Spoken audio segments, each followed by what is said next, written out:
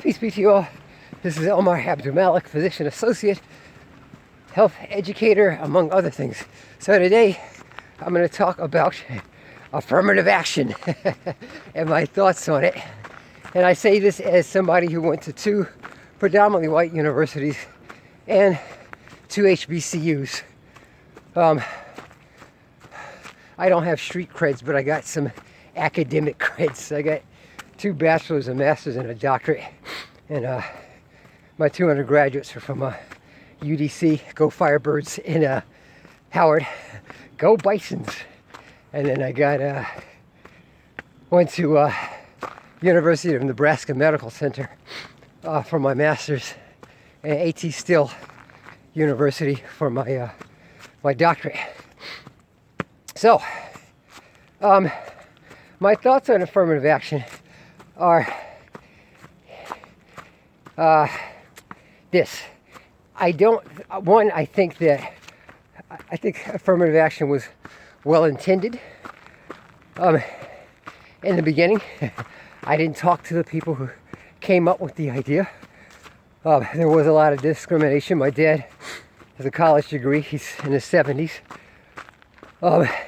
He told me about opportunities where, you know, the white folks that were when he went to go get hired, you know, they were like, we're not hiring you, period. And that's okay. You know, he did other things. He accomplished exceptionalism in his own right. And my grandparents, my grandmother went to college on my dad's side, and my grandfather was a businessman.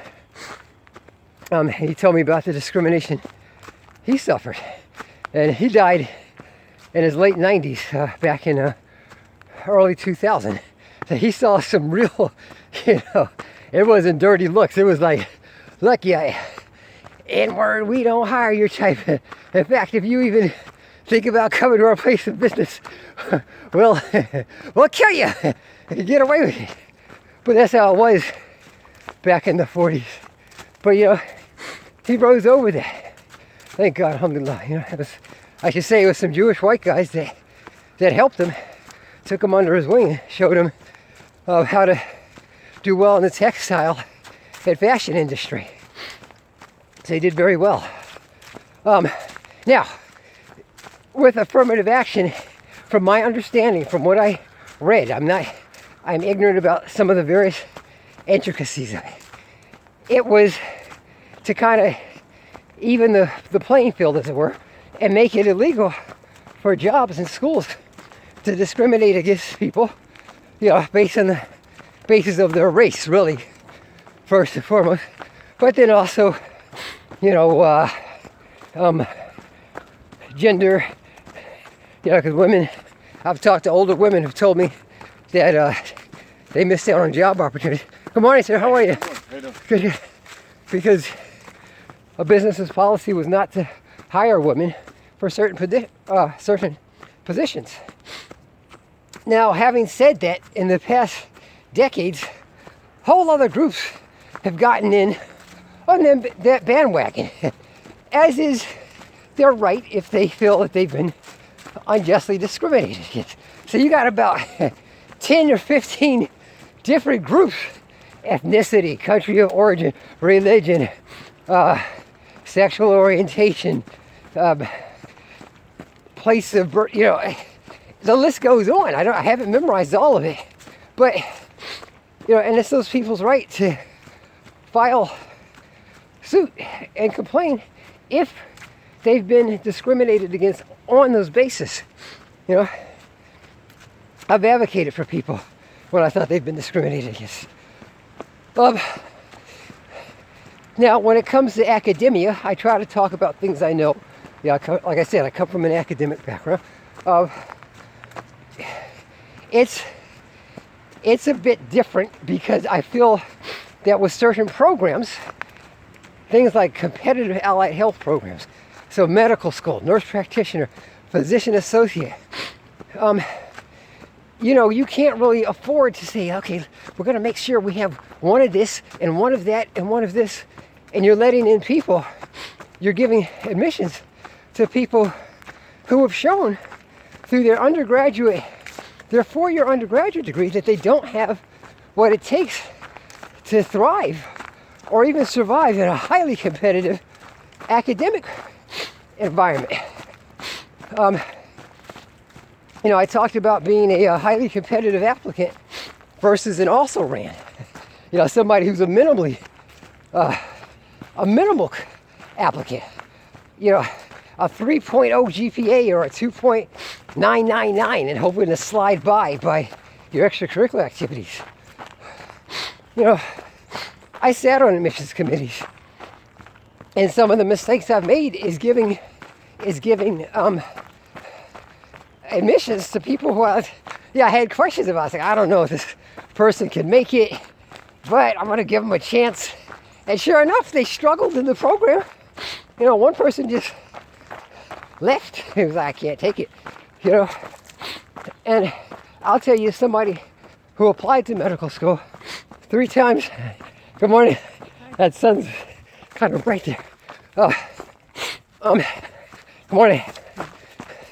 I didn't deserve to get into medical school. Or at least the medical schools to which I was applying. Medical school is brutal. I had my little 3.2 GPA. If I think my science GPAs was like a 2.7 or something like that. Mediocre MCAT scores.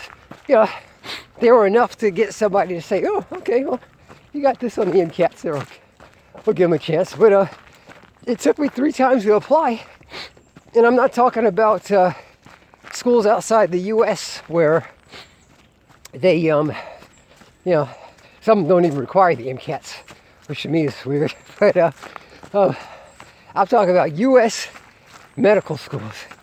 Very, very competitive, man. I didn't deserve to get it. Certainly not over people who had high GPAs, markedly higher than mine, and higher MCAT scores. But, God brought me to physician assistant, alhamdulillah, and once I got my stuff up to be a competitive medical school applicant, I was like, I'm good. But, your race and your ethnicity and orientation and all that stuff, it doesn't take you but so far. You have to be in the ballpark. And that's something, I counsel pre-PA students. And I tell them, I said, look, you got to be in the ballpark. You got to be an applicant that can at least be considered. You can't just be like, yo, what's up? I'm black. I'm black and I'm proud.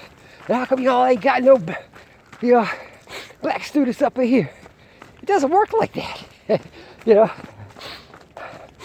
Or, if you're a hijabi sister or maybe Hispanic or Asian, But, whatever you are, or however you identify, and, as somebody who's been discriminated against, so there's not enough people, your people, in a particular school or profession, you gotta level up, as that performer says.